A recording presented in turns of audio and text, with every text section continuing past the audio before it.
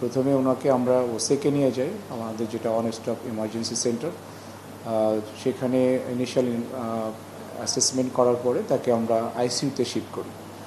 ওই দিন রাতেই আমরা একটা মেডিকেল বোর্ড গঠন করি, 6 সদস্যের মেডিকেল বোর্ড। যে বোর্ডের সদস্য ছিলেন ENT specialist, eye specialist, neurosurgeon এবং আমাদের অ্যানেস্থেশিয়া বা আইসিইউর যে প্রধান, এই সকল বিভাগের প্রধানরা ওই দিন রাতেই এবং আমি নিজে উপস্থিত থেকে এই বোর্ডটা পরিচালনা করি এবং ওইখানে তার অ্যাসেসমেন্ট হয় এবং পরবর্তী ম্যানেজমেন্ট সম্পর্কে সিদ্ধান্ত হয়। উনি আগে যে হাসপাতালে ছিলেন, ইসলামী ব্যাংক হসপিটাল, সেখানে একটা সিটি স্ক্যান করেছিলেন।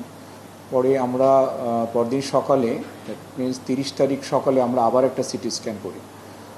তো আমরা ওনাকে নেসেসারি যেসব ব্যবস্থা বা পরীক্ষা নিরীক্ষা আমরা আইসিইউতে রেখেই চালিয়ে যাচ্ছি। বর্তমানে উনি স্টেবল আছেন এবং কথাবার্তা বলছেন বা লিকুইড ডায়েট উনি খেতে পারছেন বা খাচ্ছেন। ওনার যে সমস্যাগুলো ছিল সেটা মূলত 4টা সমস্যা।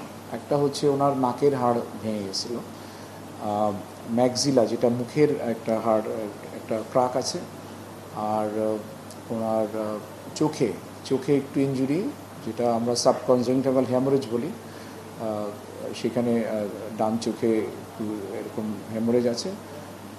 আর যেটা নিয়ে আমরা একটু কনসার্ন সেটা হচ্ছে ওনার কিছু ইন্টারক্রেনিয়াল হ্যামোরেজ ছিল, যদিও খুব বেশি না, এটা অল্প পরিমাণে ছিল। এবং আমাদের যে সিটি স্ক্যান পরবর্তীতে আমরা করেছি, আমরা দেখেছি যে এটা রিজলভ হয়ে গেছে মোটামুটি। এখন উনি ভালো আছেন, তবে একটু যেটা হয় এই ধরনের একটা ব্লান্ট ট্রমা বা এই ধরনের ফ্র্যাকচার হয়েছে কিছু, সেই জন্য ওনার কিছু ব্যথার কমপ্লেন আছে, একটু ঘুমের সমস্যা হচ্ছে। এটাই উনি আমাকে আজকে একটু আগে যখন আমি দেখে আসলাম আমাকে জানালেন। আজকে আমরা একটু পরে আবার বসবো, একটা বোর্ড হবে, আবার ওনাদেরকে নিয়ে আমি নিজে বসবো। তখন সিদ্ধান্ত হবে আসলে আমরা কখন ওনাকে ছাড়তে পারবো বা ওনাকে আইসিইউ থেকে কখন আমরা কেবিনে শিফট করতে পারবো।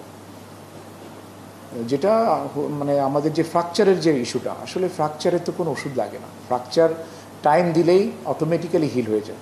তো এখন এইসব ফ্র্যাকচার হিল হতেও ধরুন 4 থেকে 6 সপ্তাহ সময় লাগে, কিন্তু তার জন্য ওনাকে কিন্তু হাসপাতালে থাকাটা জরুরি না। উনি হয়তো উইদিন 1 উইক হাসপাতাল থেকে চলে যেতে পারবেন এবং তারপরে বাসায় রেস্ট নিলে এটা কিছুদিনের মধ্যেই, এই যে ফ্র্যাকচারের কথা বললাম, ওনার ফ্র্যাকচারের যে বৈশিষ্ট্য হচ্ছে যে ফ্র্যাকচারগুলো ডিসপ্লেসড না, মানে জায়গায় আছে, জাস্ট টাইম দিলেই হিল হয়ে যাবে।